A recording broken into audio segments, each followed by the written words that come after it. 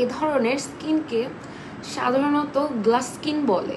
যদিও আমি হালকা কম্প্যাক্ট দিয়ে ফেসটাকে একটু সেট করে রেখেছি জন্য গ্লোটা বোঝা যাচ্ছে না, বাট গ্লাস স্কিন এর বাংলা নামই হলো আয়নার মতো চকচকে স্কিন।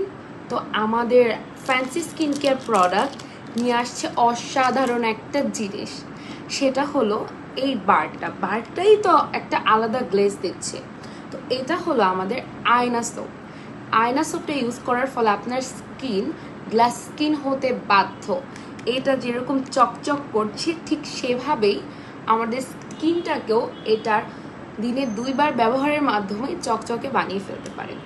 তো আপনারা যারা স্কিনকে কোনো ধরনের নাইট ক্রিম, কোনো ধরনের জেল ছাড়া একদম চকচকে করে ফেলতে চাচ্ছেন, তাদের জন্য এই বারটা জাস্ট অসাধারণ একটা কাজ করবে।